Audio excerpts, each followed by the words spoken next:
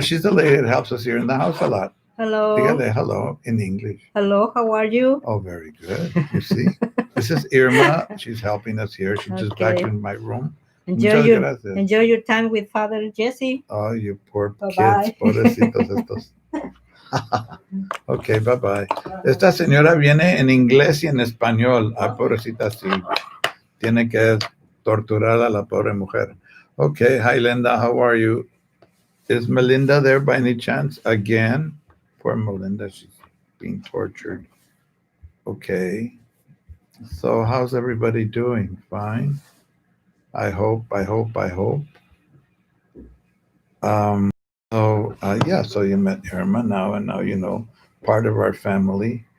Andele, bye-bye. Jova Cast. I don't know who Jova Cast is. Who's Jova? I shouldn't say last names.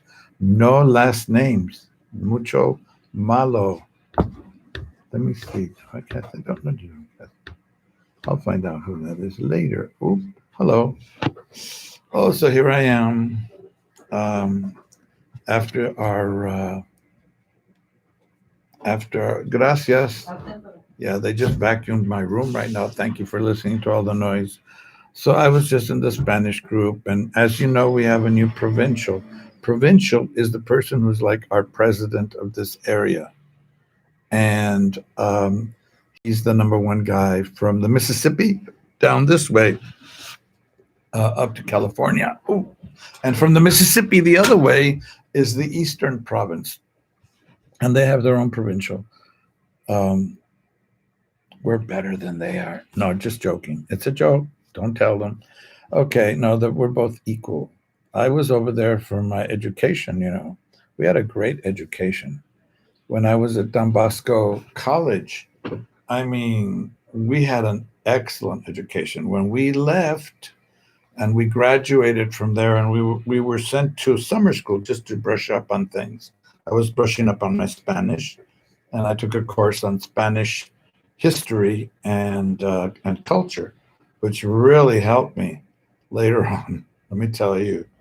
But it was Mrs. Mortensen. I'll never forget her. She spoke 100 miles an hour like I'm doing right now. But I mean, she just, when we were taking notes like mad, and she just said everything about it. We even studied the land type, the earth type of, well, the dirt, even in Spain, what kind of earth was here and there, and the paleontological age from there all the way to the 21st century. It was 20th century. It was amazing. What a course. Hi, Beverly. Whose birthday is it? Is it your birthday? No, it's Barbara's birthday, isn't it? Yes, those are my nieces. They're kind of like, well, we're like Latinos, and they're like white Latinos. They're white people. Okay, I see white people. No, nothing. I'm not prejudiced now. Watch it there. But yeah, we have Filipinos in our family, and they have Mexicans in their family, and they have white people in their family. I mean, Mexicans. And yeah, I know it's Barbara's birthday. Tell her hi for me. I have to send her a note. I haven't sent her anything. I should send her a note. And how's their daughter doing? I hope she's doing better. Poor thing. We're all praying for her and everything. So, Elizabeth is watching. Hello, Elizabeth. I just sent a note to Mal. Mal is our new provincial. Now, he's a very nice man. He's Filipino. Can you imagine that? We have a Filipino provincial. Before they were all from Italy. Then we got one from Holland or the Netherlands, Father Rasmussen, or Sweden or something. And then we got one from Italy, another Italian. And then we got an English one. And then we got Italian one, Spanish, Italian.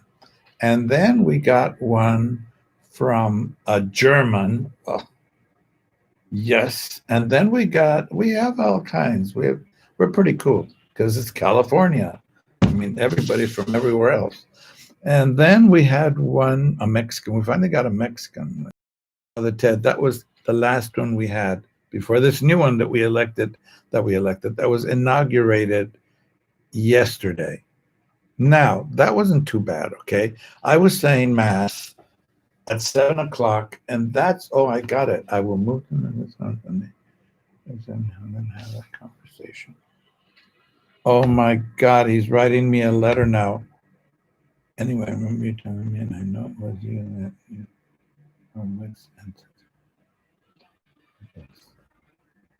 I loved it. I am talking about you in the English portion of my show. Okay. Bing. There we go. Oh my gosh.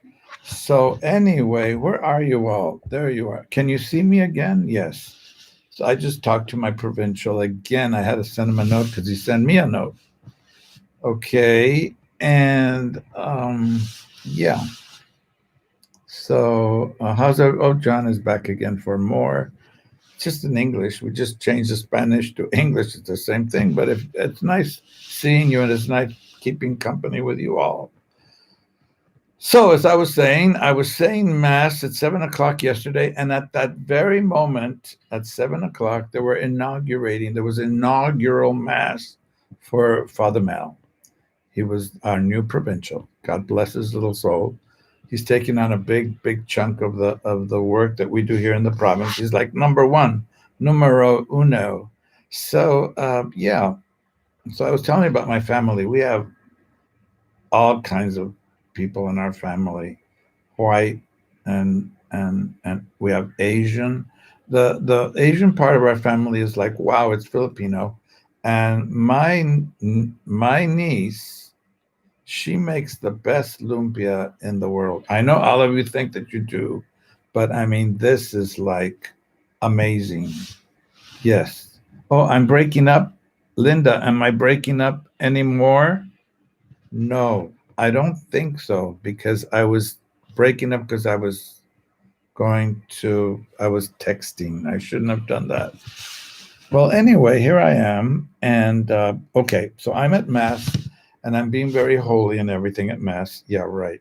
So then I get out of Mass and nobody says anything to me. No notes from anybody.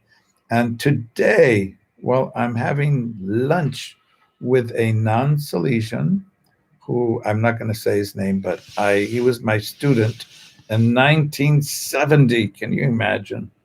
And he's now working here, helping us out with the distribution of food. He's a maitre d' at one of the biggest, um, what do you call them, restaurants, the Castagnola, I think it's called. Yeah, big. They ran out of business. Poor people. Right on the wharf, right by Pier 39. They're finished. They sold out. Yes, you are quite a bit. What, John Camaro? You are quite a bit. Am I breaking up? I don't know. Let me see. Let me check. Hold on. I'm going to break up again. Let me see. CCP. No. Am I breaking up quite a bit? I hope not. If I'm breaking up quite a bit, go to YouTube and just go to Jesse Montes. Just remembering. Oh, somebody's sending me another note. Ok, si yo entonces yo dije que usted va a hacer, muchos amigos me dijeron que me parece, ahora me sí, muchos amigos me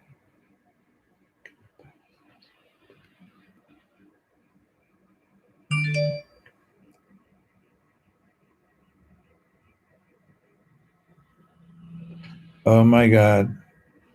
Okay. Can you see me again? Yes, you are quite a bit. Am I breaking up anymore? Because I just went to text again because I had to go text. Now, I'm not breaking up anymore, am I? I hope not. No. Yes. I don't hear anything. I mean, I don't read anything. Okay, I'll keep on going then. So I had a great time um, until lunchtime today when they told me you were on TV, your name anyway. And I said, where was I on TV, my name anyway? So they go, oh, Father Mel's mentioned you, and that he said that he got a lot of congratulatory notes, but one of them from you said, thank God that you said yes. Now, it could be taken many ways, like, thank God that he's taking over because you know what, before, no, no, no, no, no, no, no. Okay, or it can mean, thank God that he's taking over because some other people were in the running and da da da da da da da da. You can take it from there. No, it was nothing like that. It was just, see, I had talked to him. He forgot I had talked to him months ago. Okay. And I told him, you better say yes if they choose you. And he just laughed. "Aw." And look at what happened. The poor guy, he got it. Nobody wants this job. I'm telling you, provincial, whew, it's tough being over a bunch of grumpy old men and young guys too. We have a lot of young guys now, thank God, to take our place when we croak. And so, yeah. So anyway, everything's okay now. We're in conversant conversation, and he's going to come and visit us. Ours is the first house he's going to come and visit because we're the best house, of course, and we have the best director, of course, um, something like that, anyway. So, oh, there's Rick. Hi, Rick. How are you? I have all my nephews and nieces, and they're watching. Aren't they nice? I have wonderful nephews and nieces. They come from nice families. Hi. They call me Uncle Jesse, not Father Jesse, not Mr. Jesse, not Father Shark, like they used to call me, but Uncle Jesse. That sounds great. I love it. So here we are. What are we going to do today? Absolutely nothing, because yesterday I spent all my time calling hundreds of kids. You should have seen what I had to do. I'll show you. You don't know the work we do here. We work really hard sometimes. But okay. So they sent us a huge list, and the list was this small. Okay, this small, this small. The letters were like 0.00 pica, which is about this small. And so I didn't know what to do. I said, how am I going to enlarge this? So what I did was I just made it regular size, and then I made this because they wanted to know everything. And I'll tell you why. I have four of these. We have 140 kids in catechism and other things. And it wants to know their last name, first name, address, parents, phone number, school, picking up grocery box, yes or no. CCD teacher, Father Jesse for confirmation. How many in the household? Number of siblings? Are you connected to another resource for food? Parents' needs, diapers, diaper size. Please choose what day you'd like to come, and then what language do you prefer? English or Spanish or Tagalog or whatever. So we spent all day yesterday calling each one of these families and asking them all these questions.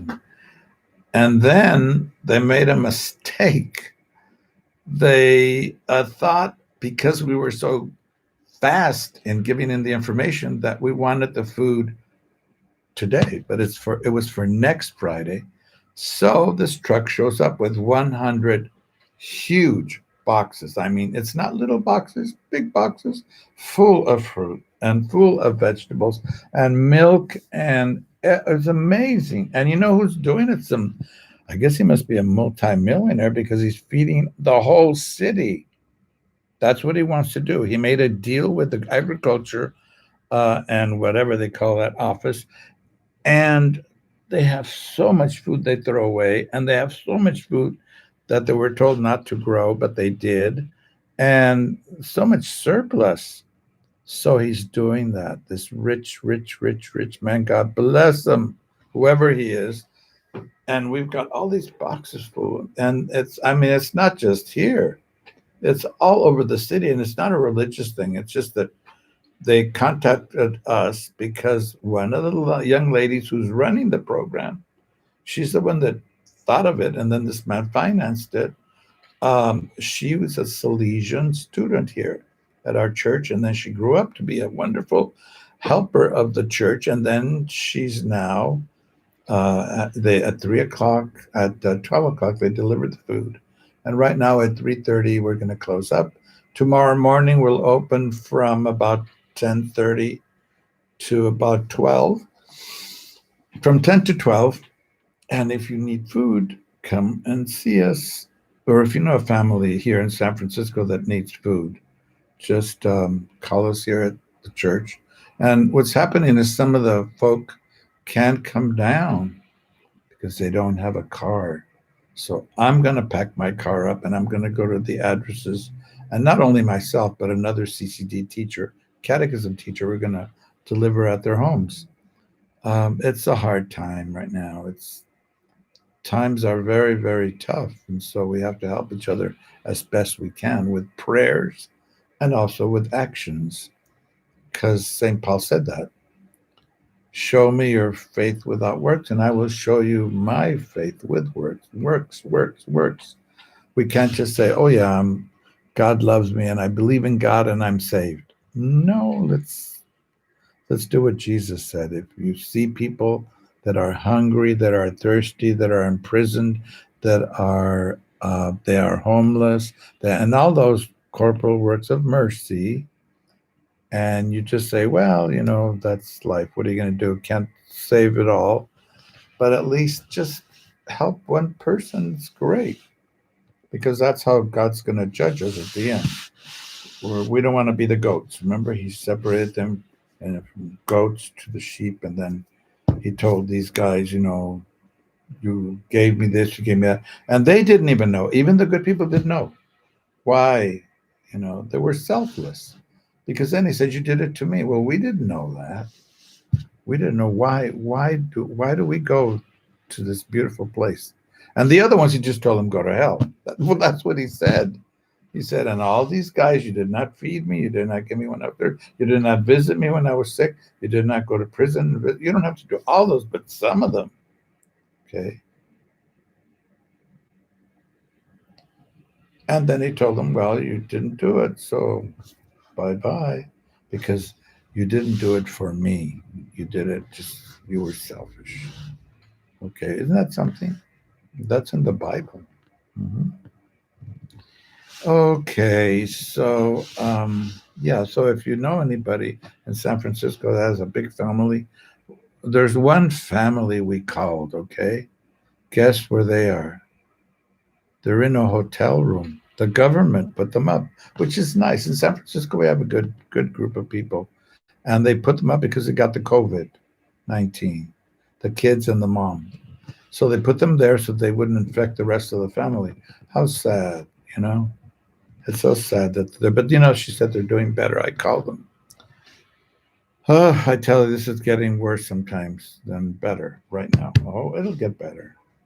Now, remember, that's one thing. Be positive and stop watching the news and stop watching Worldometer. Stop it. Put on nice music, relax sometimes. Don't be calling people, just talking about the negative parts of life. Talk positive, rest, go out and take some sunshine, pray, do something like that, because it's you need it. You don't want to go batty. Okay, so do those things. Don't computer. No, not if you're going to do that. Put on some jokes or some funny stories or something. But and pray, because it's good. Contact with God. That's all prayer is. I don't know how to pray. Do you know how to talk to your friends? Oh, yeah. Well, then that's exactly what prayer is, except you're talking to God. Did you ever think of that? You're in another world. When you're talking to God, and you can just, if it helps, close your eyes and say, you know what? I'm talking to God, and he's in another world, way, way beyond what I'll ever even imagine. He's in this thing we call heaven, but that means he's everywhere and beyond the universe. So here's the universe. What's on the other side of the universe? Because it's created. There's an end to it. It's material. So there's this thing here. What's at the other side of that created mass? It's amazing. What's on the other side? Before there was nothing, no thing. That means no material thing, or non visible thing like rays, like X-rays and these rays and those rays and G5 or 5G or whatever they call it. I mean, you can still measure that. There's still something there, but nothing. We don't have a concept of it. Before God created anything, there was no thing. Get it? Nothing but God. That's amazing. And even before the angels too, there was God. He made the angels and they're spirits. We can't understand all that stuff. It's very hard. Very, very difficult to understand God. But one thing we know, because Jesus told us that he's loving and that he loves us to death. I mean, we say that all the time, but I mean, he loves us and he wants us to be with him. To him, for really, there's no death for him in a way, okay? Because when we die, our spirits will live on. And then Jesus promised us, okay, the spirit's very important, okay, to us. And then after that, at the end of life, we'll get our bodies back, but not these punchy little bodies, glorified bodies like him that could walk through walls and things like that. Amazing things, amazing things. So, but here, meantime, we're suffering a little bit compared to what's going to happen. It ain't nothing. It isn't anything.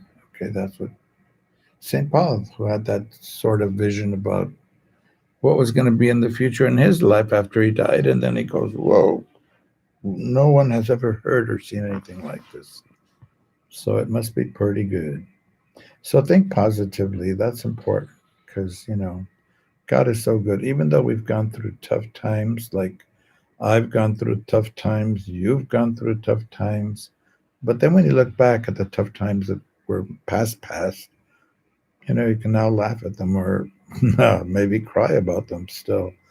But we went through a lot of things that we didn't think we were going to live through. We lived through them and bypassed them, and now we're here. Mm-hmm.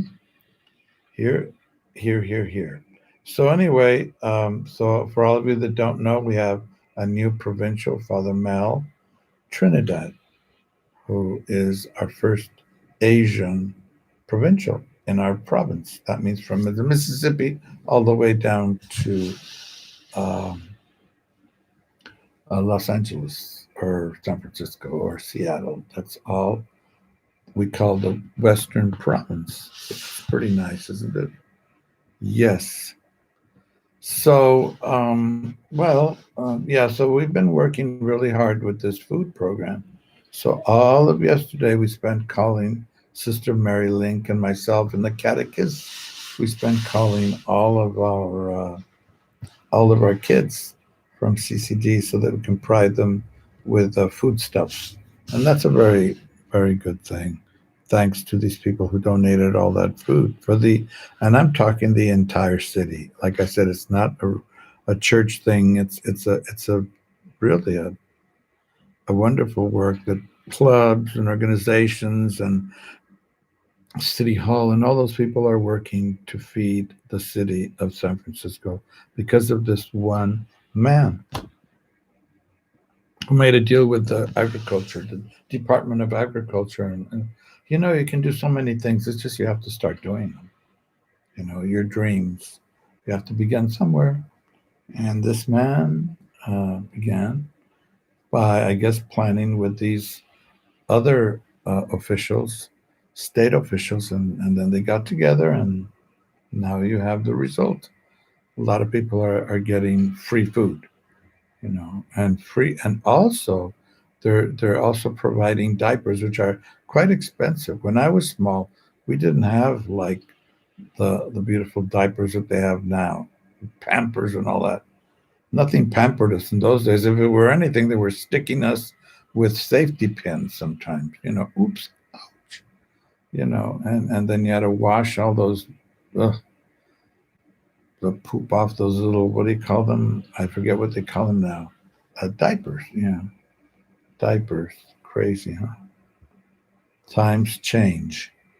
So, yeah, so that's what I was going to talk to you about. And we're very happy. I'm happy.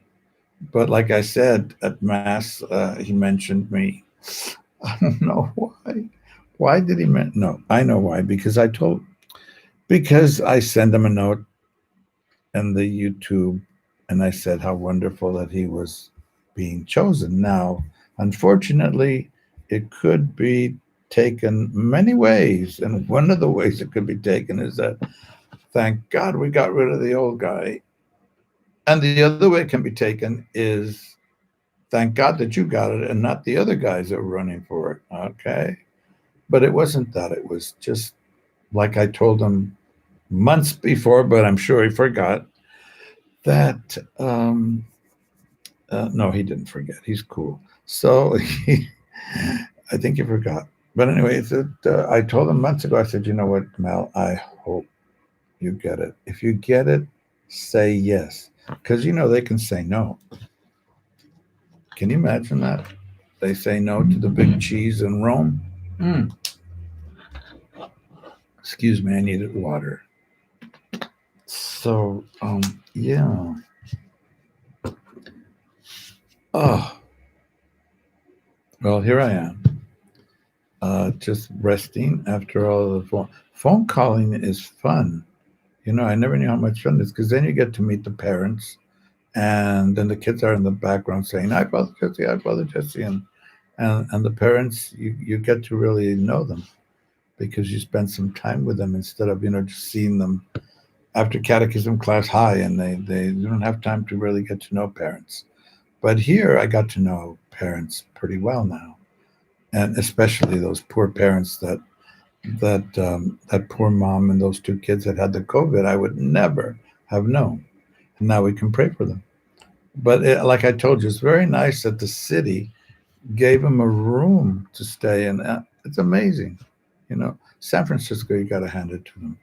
They really are people oriented. Do you know that in San Francisco, every month, a person who's a street person gets a check? It used to be $300 when I was here many, many years ago, studying at with the Jesuits, the good old Jesuits, and they gave every person who was in the streets when they had to write out all kinds of information, but they got $300 every month to live on. Now you say, oh well, some of them are going to buy drugs and all. So well, that's yeah, but I mean they're addicts, some of them, and they can't change their lives like that. Just like you guys, some of you are addicts, and it's not to drugs, but it's to buying things. Have you ever seen a person who's addicted to purchasing things? They're addicts. That's an addiction. They can't stop buying things. Poor families. And then there are some that are addicted to gambling. There's a Gamblers Anonymous. Did you know that? Yes. I remember one of the saddest days in my life was when I was in Las Vegas, which I don't really like, but I have friends there. One of them is one of the singers of Expose. Do you know what Expose is? It's it was a group of three young ladies, and one of them was Latina. The other two were white, and excellent women, great singers. One of them was Jeanette Gerardo. She was in that movie American Me. She sang Angel Baby in one little scene there. But she's very nice. I've known her mom. We were kids. We used to play around. And then her daughter became quite famous. And she still sings in Las Vegas. So that's the only reason why I go visit them once or twice in my whole life. But I didn't like Las Vegas. It was scary. I played some machines. I got nothing. And then there's the one-armed bandits. And then I was there one night with my friends, and there was this little kid tugging on his dad, say, "Daddy, Daddy, no more." Please, Daddy. He must have been like 5, 6 years old.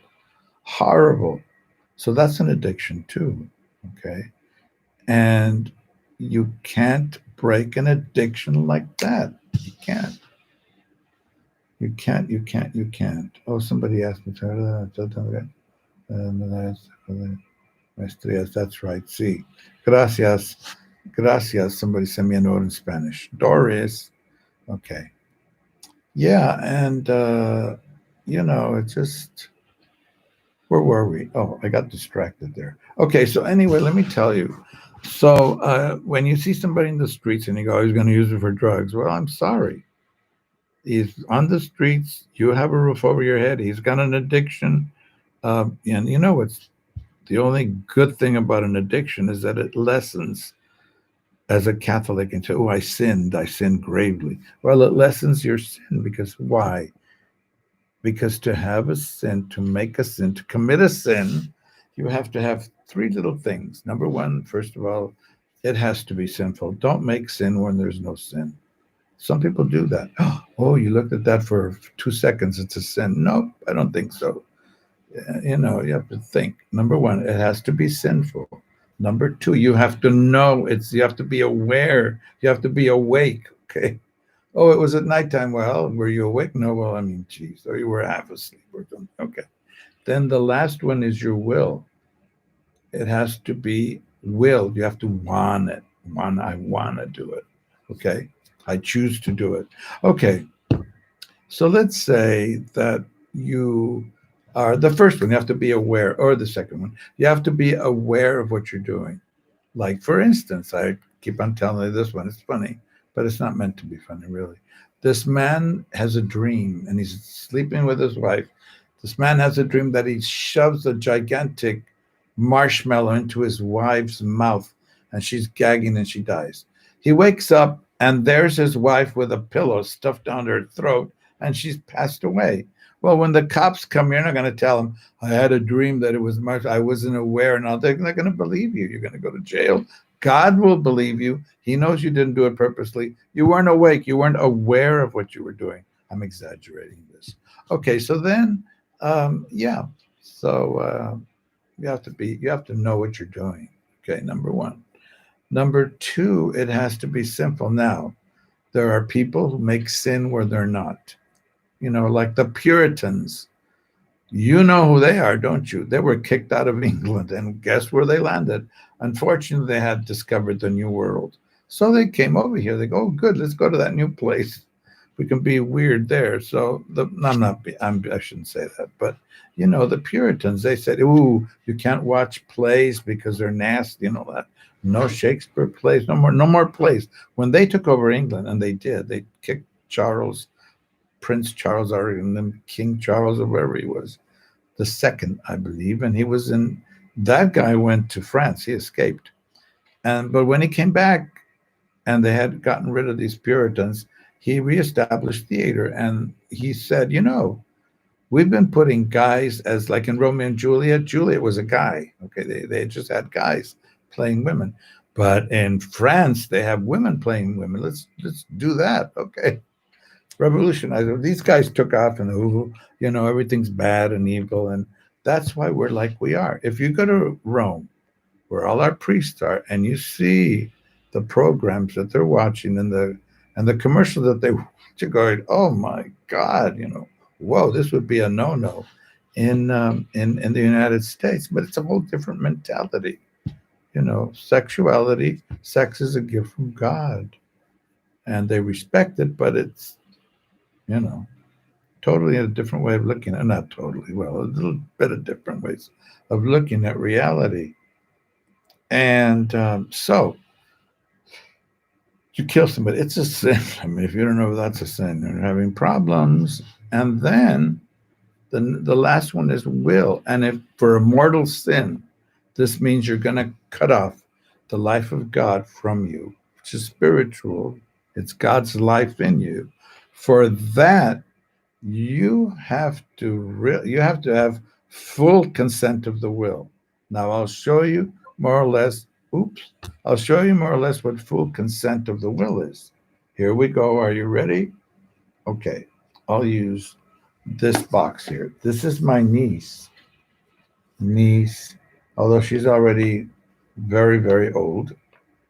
But she gave me this little beautiful box, and I use it to keep my receipts in here because we have to keep receipts. You know, the vow of poverty. Well, anybody has to keep receipts.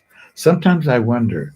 We take the vow of poverty, and you guys keep it. I have two insurances. I have a roof over my head. I have a heater right here. I'm not cold anymore. I hate the cold. Oh, San Francisco. I keep on repeating that. What's his name? Mark Twain said that the coldest winter he ever spent was a summer in San Francisco. And it's true. I like LA, but right now I don't like it. It's 105. It's crazy. So, anyway, let's do full consent of the will. Okay, see this little box here? Made in China. Oh, let me take this off. Eek. Ooh, not good. No. That's not nice either. Okay, so here's your will, okay? It can't be this much. It can't be this much. It can't be this much for it to be a mortal sin. It has to be this much. It has to be full consent of the will. Okay, full consent of the will. The whole thing. That's pretty hard to do, but people can do it. People can do it. They can say, I want to do it. I don't care. I'm going to do it, whatever. Okay, full consent. You have to say, totally. I mean, I know it's bad. What if I don't know it's bad? Well, then it can't be a mortal sin. I didn't know that was bad. For instance, I'll give you an example. Why am I talking about all this? Oh, it's morality time. Okay, I'll give you an example. Nobody has ever told me, and I never went to catechism, and even if I did, I never heard it. Because you know how some things you never hear, you're talking to somebody, and then you miss something that would have helped you the rest of your life. Your fault. Okay, aside from that, you're sitting there and somebody said, you know, it's a sin, a mortal sin, not to go to church on Sundays without a reason, okay, without a reason that would allow you not to commit a mortal sin. Like if you're sick in the hospital, how can you go? If you're sick at home, how could you go? If you have a cold, you're going to give somebody else a cold, so don't go. You're on a vacation, you can't find a church. It's not a sin when you don't go to church. You can't find one. At least you tried. Okay, now. Uh-oh, somebody's yelling out here.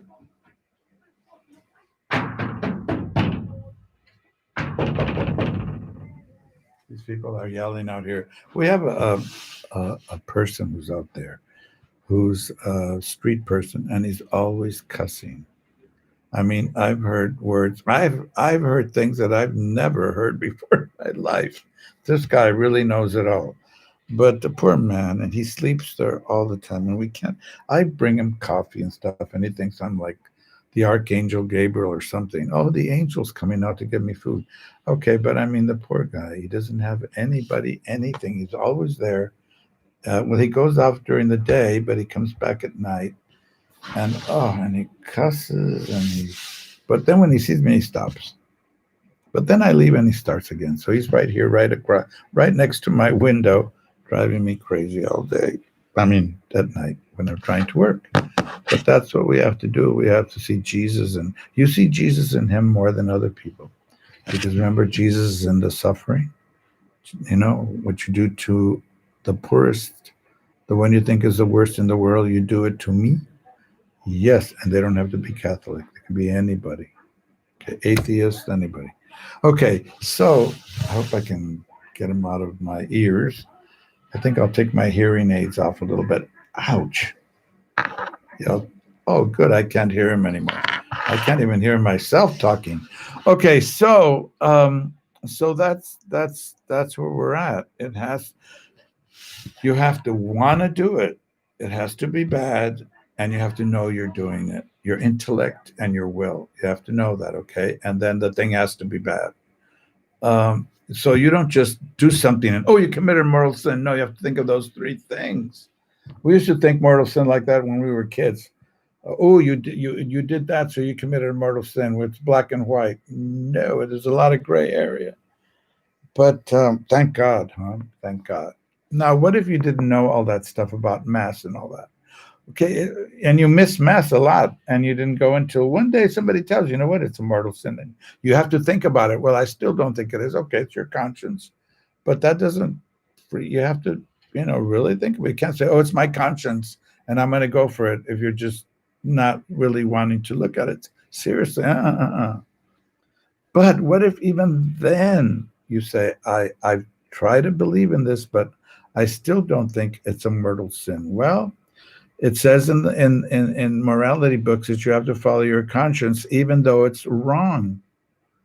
You have to follow it. But I mean, you really have to say, this is what I truly, truly, truly believe. You can't say that and be fake about it and say, well, I right now just think that way. And no, no, no, no. And God knows.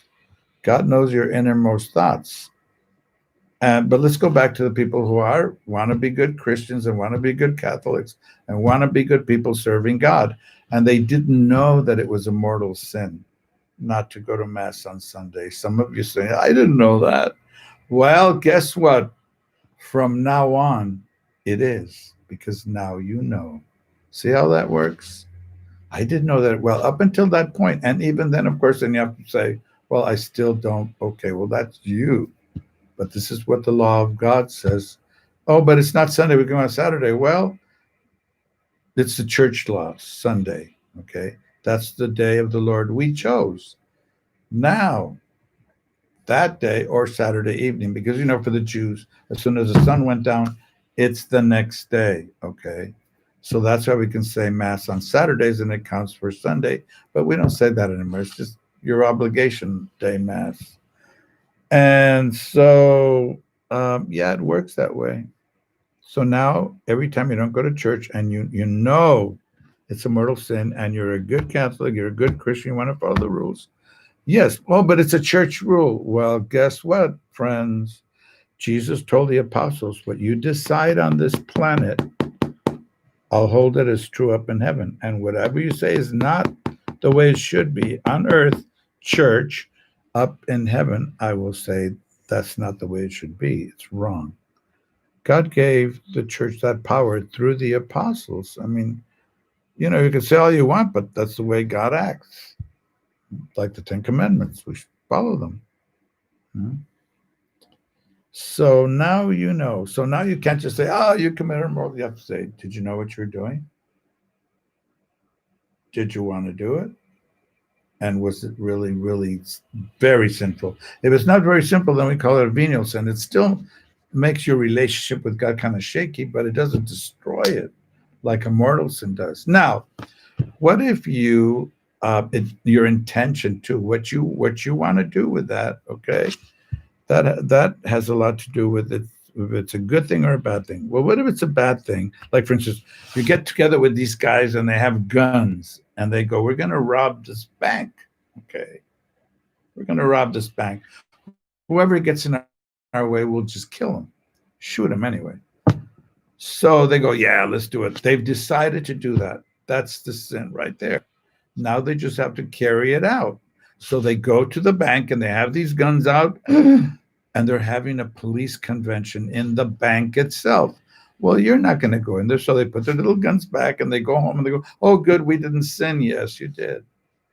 When you made that decision, that was it, folks. It isn't as bad as I've gone through the whole thing, but you had already decided to do it. So you have to know it. It has to be bad, and then you decide. Once you decide, okay, it's not as bad as it. You change your mind later on. You go, it's not as bad, but you still want to do something horrible, and you were going to do it, but something held you back from that's different. Now, what if it's? Remember the old days when you couldn't meet on Friday, and they told you it was a mortal sin. Oh God! The only reason for that was okay. It started off so that you could help the fishermen keep their jobs. Okay, fine. You can say whatever you want. Historically, we don't. How it happened, we don't know really. So fish on Fridays, okay. And then it got to the point where, if you did something really wonderful for the Pope, as the Spaniards did at one point, then they were exempt from that. That in the old days, when I was a kid, if you wanted to eat meat, you can drive all the way to Tijuana and eat meat because they were part of the Spanish Empire and they were exempt from that. That's something. So I don't know if there's anybody in hell for the meat wrap, as one of my favorite comedians would say. But yes, what if there was one guy? Now, this is all silly, okay? It's not meant to be taken as a fact, but just as an example. Okay. So you're at McDonald's, okay? And this is back in the 50s. And they already had McDonald's. I was there when the first McDonald's, okay. The one in Montebello, one of the first.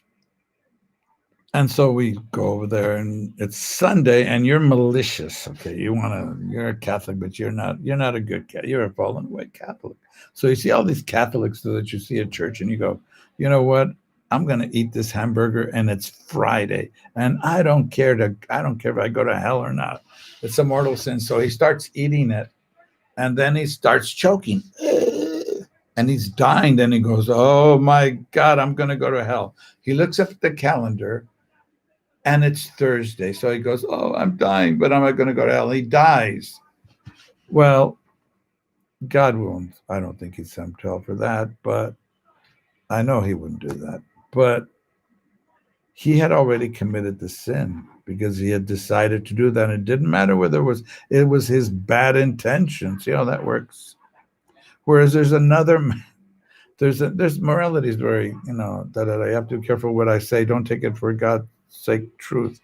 But like, for instance, you're in the hospital and you've never, ever, ever been in the hospital before. Okay, let's say you're in the hospital. You've never been in the hospital before. You're going to die. They already told you you're going to die. And your mommy told you that if you get there on Monday.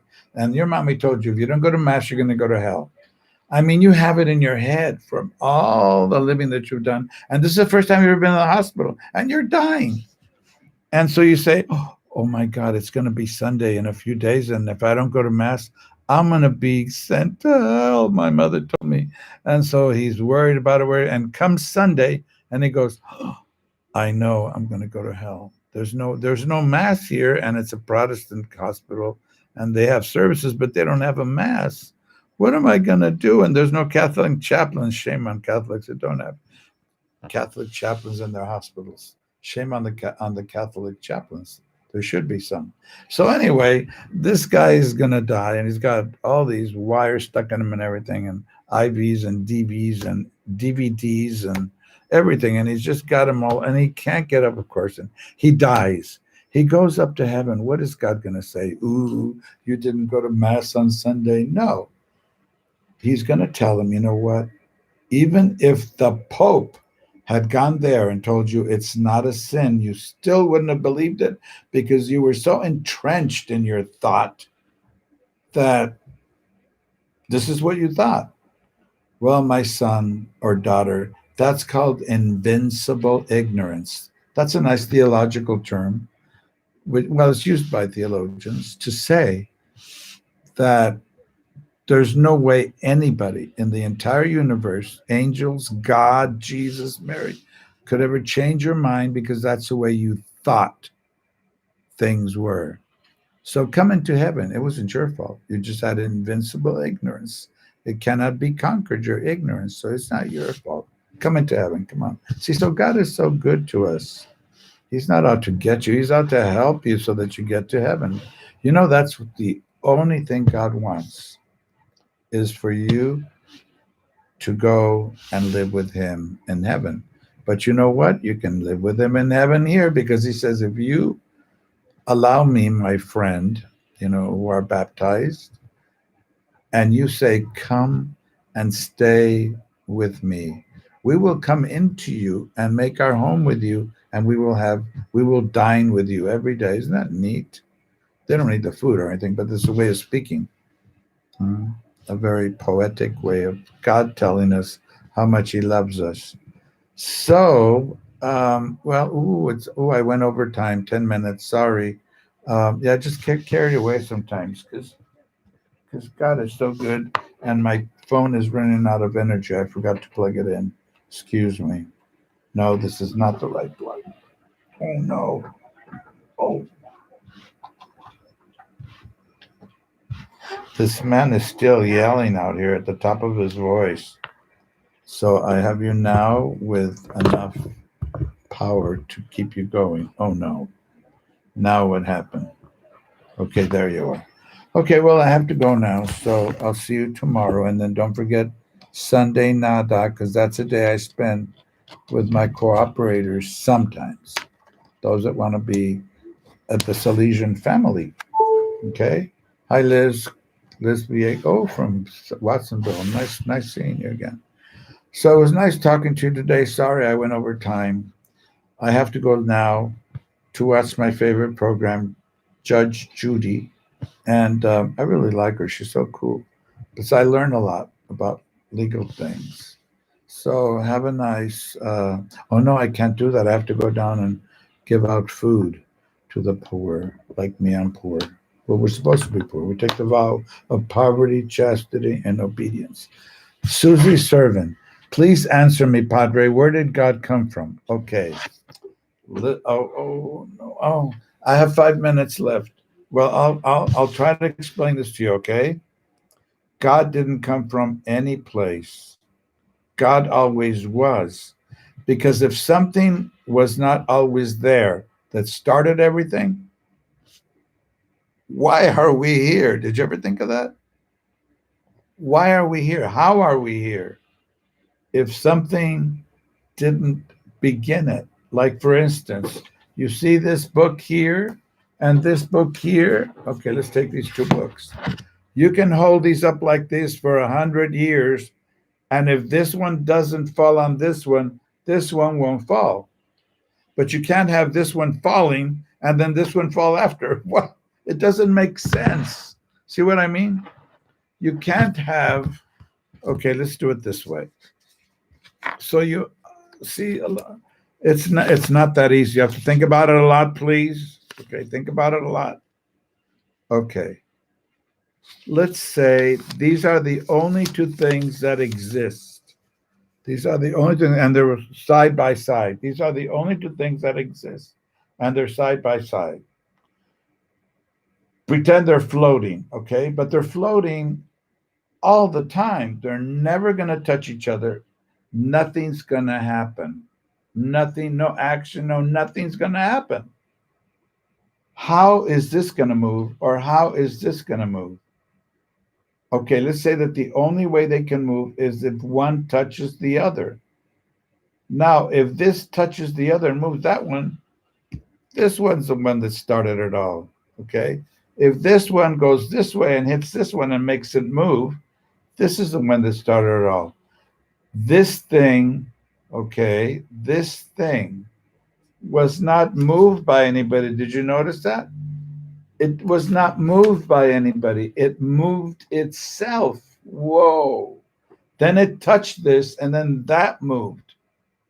But this one couldn't move by itself either. So let's say this is God. God had no beginning and will have no end. Okay? Okay, this thing hits this, and then everything starts. Remember the scientists we talk about, all those famous ones, the guy in the wheelchair and all that? It was the most Hawking. He just goes to the part where he says, it just happened.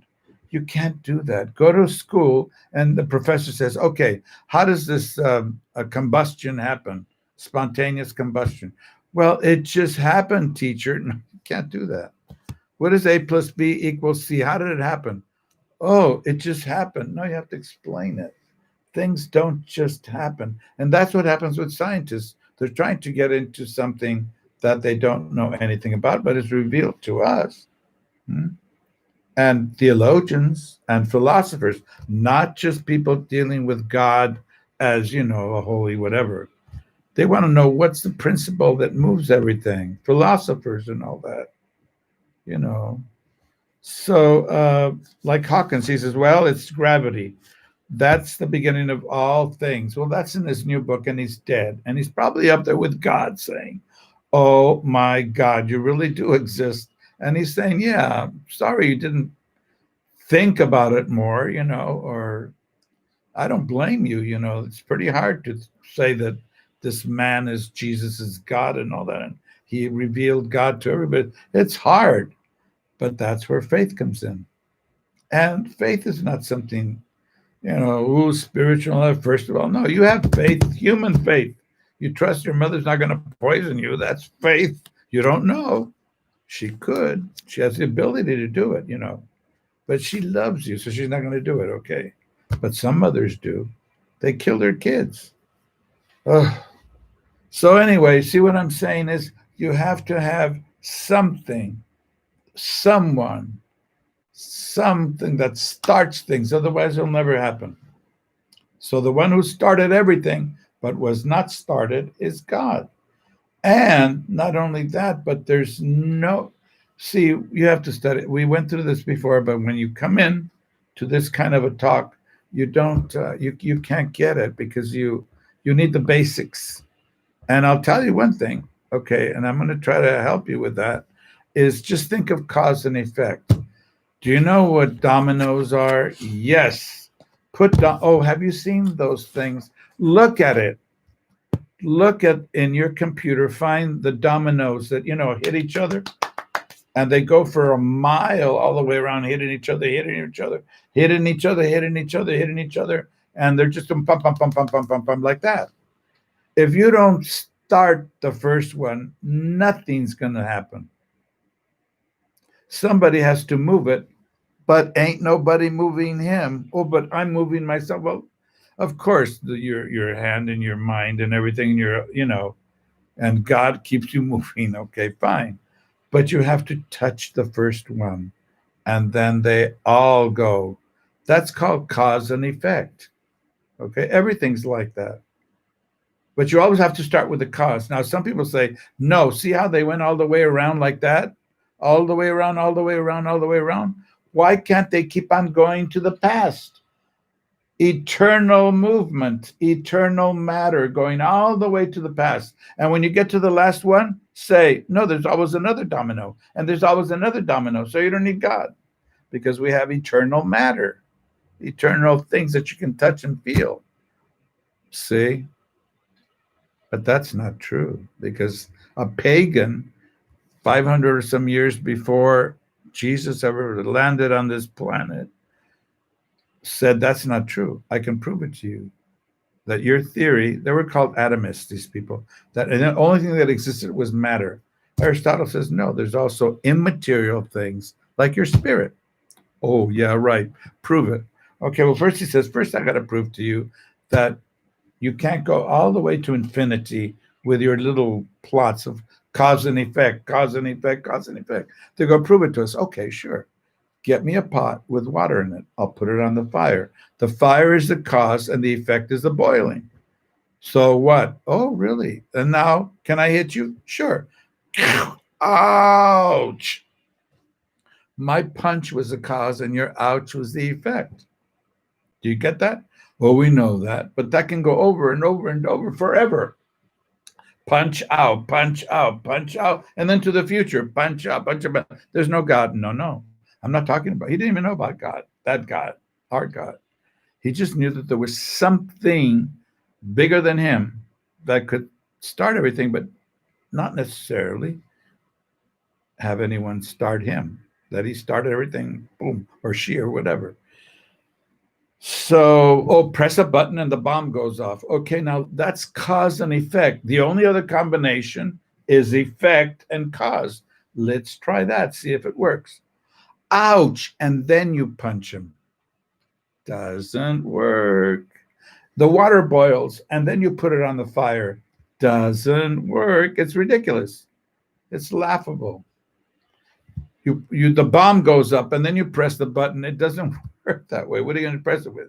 A bone of you that's left over from you? Okay. Yeah, okay. She says here that I have so many questions to ask, Padre, that I was raised in Catholic. Though I was raised in Catholic school, yeah, okay. I never understood. Well, you know why? Because they didn't educate you more, and it's our fault. It's our fault because we didn't educate you. Our fault. Because, math You're not doing 1 and 1 is 2 anymore. You're way up now, some of you. Me, I'm still at 1 and 1 and 2. I can't do math at all. I just got up to fractions and I don't understand nothing. I got F's in algebra and geometry and everything. Well, I cheated in geometry. And so I got a D in geometry, but then I cheated in algebra too. Really, I had to cheat because I was terrible. And I'm sorry for it now, but I'm not good at math. Okay. But aside from that, um, you have to realize that we did not educate you all the way through. We left you at kindergarten, Catholicism. And you know who's educating you? The Protestants. And they did that at the Protestant Revolution because they invented the printing press. And before that, they were writing everything with a quill and a pen, or they had to do a whole block and then put it in and then take it out. And then they have the movable press and all that and how they did print. So the Protestants of that era, Martin Luther and what's his name? Henry VIII, who was the head of the church in England. So the Queen is the head of the church in England now. But that's the idea. He says, no, you always had to begin with a cause that was not caused. So God, who never had a cause, always was. And then remember, then they said, well, they could have been other gods and one can be more powerful than the other one. He goes, no. And then Aristotle took not only cause and effect now, but he took, okay, now let's see this thing, this big cause, this big mover that nobody moved but moved everything else. He had different proofs, okay? He had 5. We don't want to go through them right now.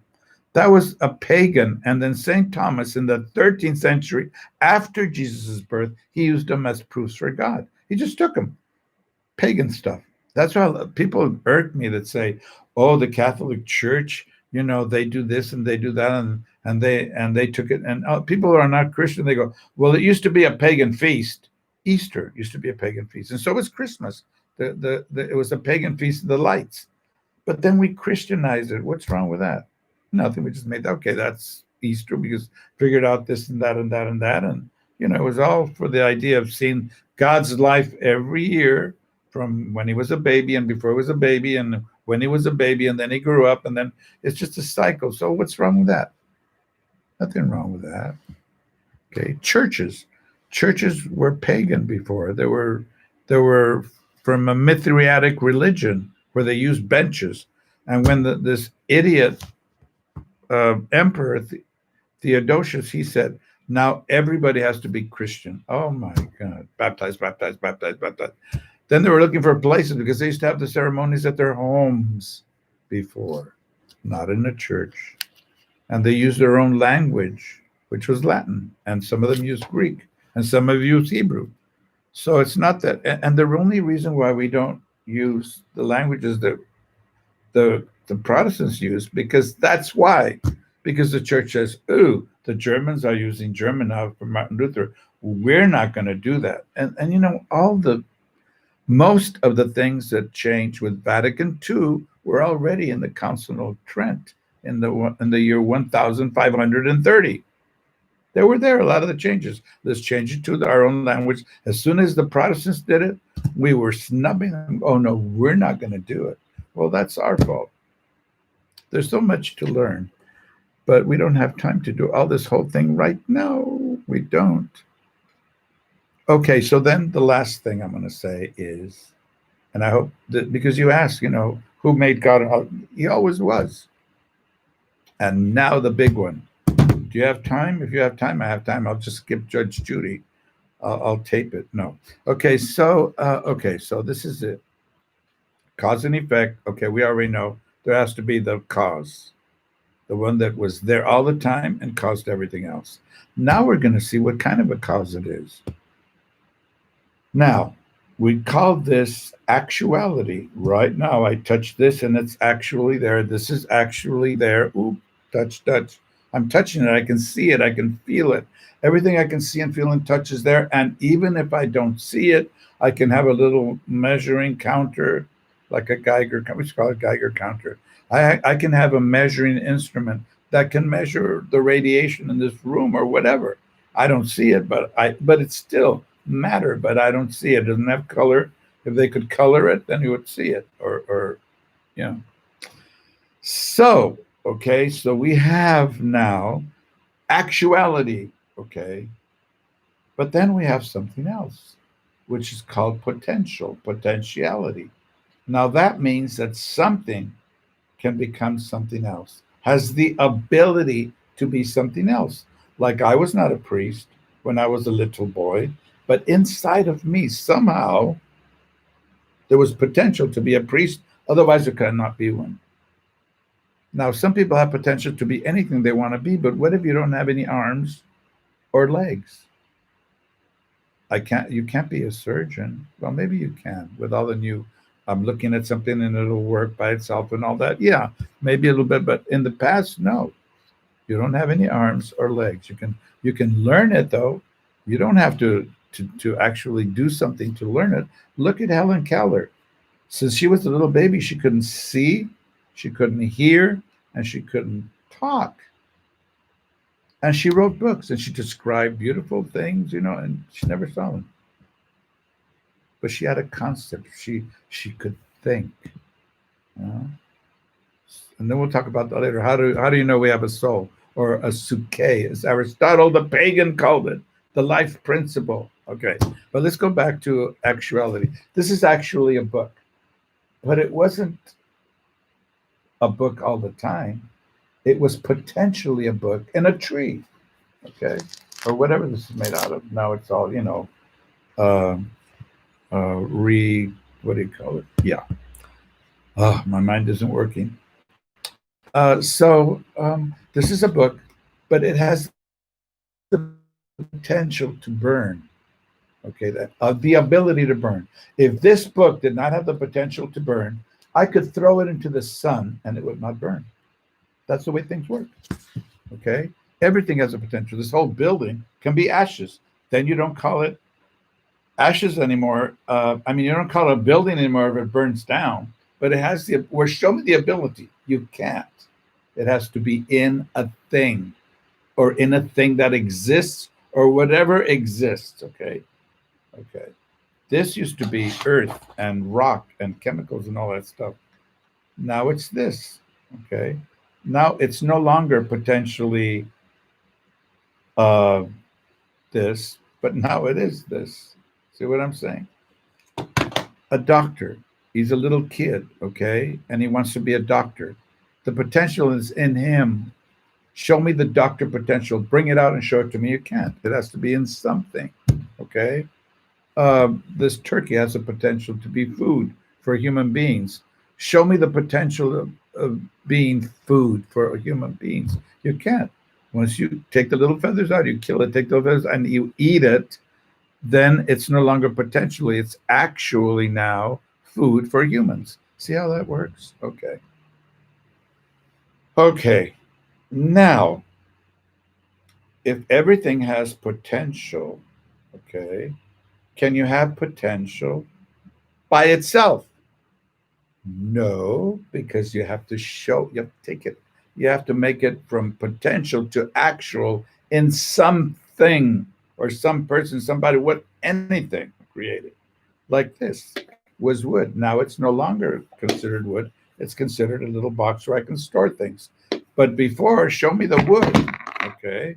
This piece of wood. There's nothing. There's a potential for it to be cut and all that and made into this box. Now it's no longer potentially something that can be a box. It is a box. So now it's actually, see how that works? Okay.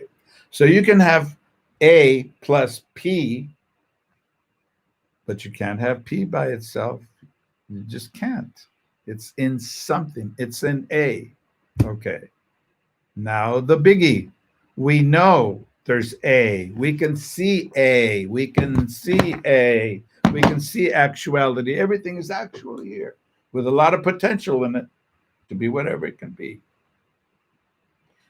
Can you have actuality by itself? Can you have actuality by itself without any potential at all? We know you can have actuality. Now we could see, so there is actuality with potential, but you can't show potential by, here's the potential, Jesse, the Pope. Okay, but I'm not going to be a Pope ever. So my potential is here. Okay. Well, it's no more. Forget it. That's one potential I don't have. Just like a surgeon that has no arms, you can't. No. Okay. Now, can you have actuality? Yes, you can have it, but without any potential whatsoever. Not one little teensy weensy iota of potential. Yes or no? No. Everything has potential. Yes. God. He can't go anywhere else. He's already there. No potential to go anywhere. He's there. Everywhere. He can't know anything more. He knows everything. There's no potential in God. He's total actuality, total act. The big act. That's God. Isn't that amazing? He's everywhere. He knows everything. There's nothing where he's not. Isn't that something? That was a pagan talking to these other pagans. And he was talking about God. He didn't know it at the time, of course, but he was talking about the God of the Jews. A lot of people, oh, the Jews are not the chosen people anymore. Give me a break. God doesn't change things like that. You're always my chosen people. In the second coming of Jesus Christ for us, it'll be the first for the Jews. They'll go, oh, well, because it's so hard to say that this man is God, even for us. How does God become material? How? Well, what they say is nothing was given and nothing was taken away. That's one way to explain it, but I still don't understand it not right now. Okay, I'm sorry that I took so long, but if it helped you, just push the little button that has those little faces and the little hearts and all that, and then that meant you got something out of it. If you didn't, just turn me off. But I think it's good that you know this, and it's if you didn't get it, don't worry, because it's hard. It's hard. I try to make it as easy as possible. I'm good at doing that. Yeah. Kind of simple-minded priest. Okay, we'll see you tomorrow. Bye-bye.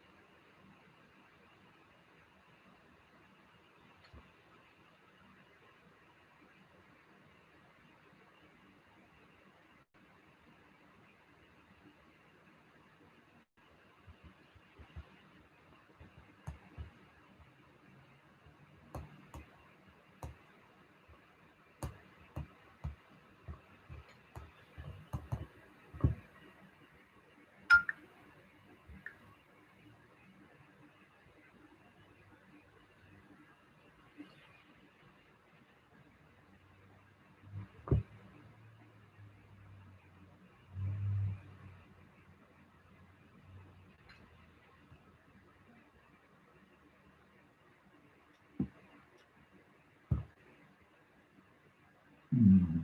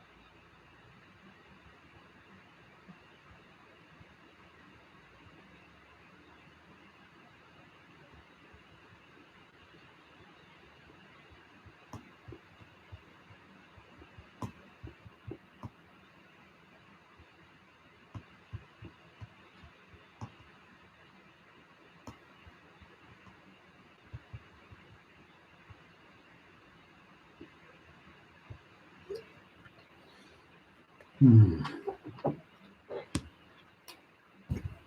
Hmm.